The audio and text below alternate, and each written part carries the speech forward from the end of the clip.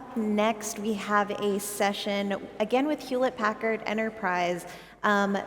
Peter, who is the VP, CTO, and GM, is going to be joining us here on the stage to talk a little bit more about compute engineered for your hybrid world.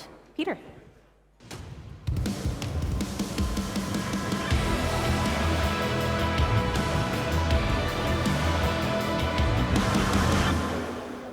So, good afternoon. Wow, we'll try that again. Good afternoon. All right, here we go. They're alive. I recognize that I am one of two speakers standing between you and the cyborg, which is infinitely more interesting than a corporate pitch from me. So I shall try to make this brief. But first, before I do that, I just wanted to say thank you for having us back at CloudFest. It's great to be back. And, we were here, I was here last year, and, there's several things that are just really cool about being here this year. First and foremost, I can see your all's faces. I know that we all had to wear masks last year, and, while that lasted about 20 minutes and then everyone made it into a super spreader event, nonetheless, we're actually allowed to take them off this year. So, what great things that happened this year, or in the year past. Done with the pandemic.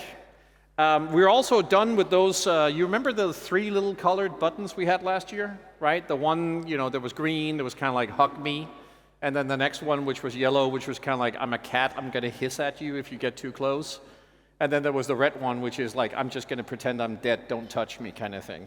We're also done with those. So over in the HPE booth, if you want signs that says I give hugs, we have them available. Any which way. So that was my feeble attempt at humor. I am here today to talk a little bit about HPE's vision in and around clouds in a hybrid world. And so this is a series of commentary, a series of points of view that HPE frankly introduced as many years ago as about 5 or 6 years ago. Fundamentally, when we at HPE think about cloud, we think about cloud as an experience. We think about cloud not necessarily being a single destination, but basically how you consume stuff in. And fundamentally, we believe that cloud to be hybrid, whether that is because you're choosing multiple estates where you're placing your workloads, or whether it's because you have multiple different ways to deploy. That could be at the edge, it could be at the core, or it could be in the cloud, that being colos or other locations. And so fundamentally, we have over the last 3 years labored to ensure that our product and also our service offerings align to that vision. Data-driven, hybrid cloud. So what does that actually look like? Well, interestingly enough, once you actually start unpacking the whole cloud experience, it becomes just that. Some basic ingredients that make up a total end-to-end experience that must be true for you to have an efficient running IT environment. Whether that is sitting, as I said, at the edge, whether it's sitting at the core, or whether you have subcontracted your IT real estate out to multiple different places. You must have the ability to intuitively manage that. That is the fundamentals of everything in the cloud infrastructure. If you do not know what you got, you fundamentally have nothing. I think it was Pirelli, the guys who make tires for Formula One, that once said that power is nothing without control. And so unless it is such that you have an experience in where you can manage all the disparate pieces of your cloud, regardless of where they sit, you've fundamentally broken your experience. So this means that you are going through a series of stand-up environments where you're provisioning, you're feeding and carrying your stuff over time, and you're patching it along the way, as well as keeping a sharp eye on your operations. This has to happen in a way where you do not have to put tons of infrastructure in place to accomplish that. The second part of building a cloud is, if it's no longer sitting just in your local data center, you have to be able to trust the infrastructure wherever it is that you deploy it, right? When you think about your standard data center, you do have certain amounts of security, physical security and other things in place. So at least you can sort of kind of like rely on the fact that no one comes and puts in an, malicious USB stick, because you can control who comes and goes. That sort of goes out the window as soon as you're outside of your own building. Colos is a place where multiple companies come together, and they all have pieces there. Once you get truly out to the edge and out at the network edge, and you're sitting in a mobile edge compute environment next to the RAN box underneath the cell tower, this becomes even more challenging. So being able to secure your infrastructure all the way from the silicon and up is a fundamental. And then last but not least, you got to be able to deploy the infrastructure that is right-sized for what it is you're trying to do. In an age of sustainability, going and putting the same kind of infrastructure out in every single place and then hoping that it's reasonably optimized is just not playing anymore. So if we unpack these a little bit, how do you manage these things? Well, obviously you can't have a central point of management. If you do that and that falls over, the whole thing is basically broken.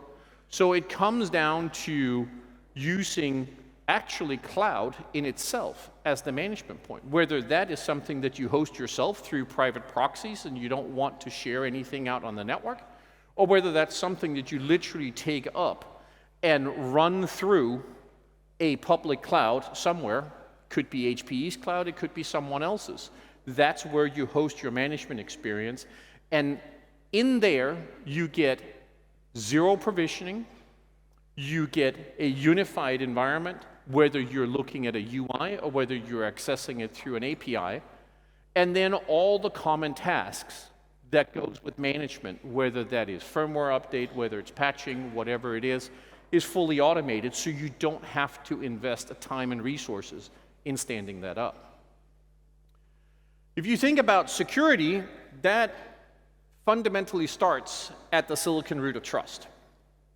That means that every single piece of code that goes on the box, whether it is firmware, whether it's boot blocks, or whether it's the actual workload itself, should be validated against a signed set of keys that is held within the silicon itself. Whether it is signed by me, or whether we sign it over to an authority like OpenBMC, where you sign the images yourself and you can now control what is actually allowed to be installed on the environment, that is key.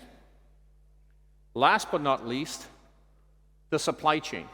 Trust is not just about what is running, the runtime or the firmware, but where did the different pieces that goes on the motherboard come from?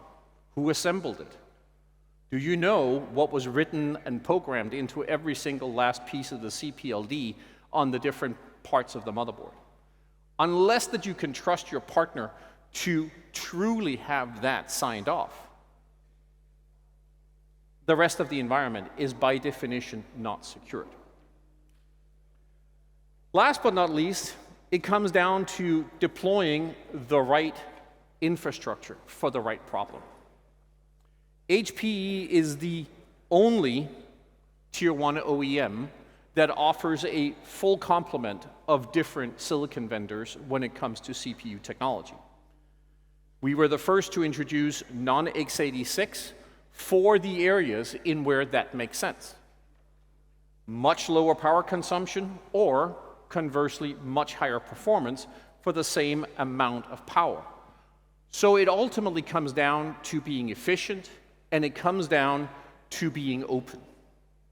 Last but not least, it's obviously not lost on anyone that acceleration, especially for things like AI, whether it's for inference or whether it's actually for AI ML, is a continuous growing field, and it's like alcohol. I wouldn't bet against it, right? It's obviously going to continue to grow and grow and grow. And so therefore, if you look at our Gen 11 portfolio from HPE ProLine Compute, you will see that efficiency, acceleration, and the open standards for not just the software and the hardware, but also for the choice of vendors to provide it underneath you, has been a key tenet of putting this portfolio together. So with that said, I promised you I would keep this fairly short and sweet. We have a booth out here if anyone wants to come and ask a few more questions. I'm sure that you can find your way over there. Otherwise, I wish you a really good afternoon, and I hope to see you out front for a cold beverage of your choice afterwards. Thank you.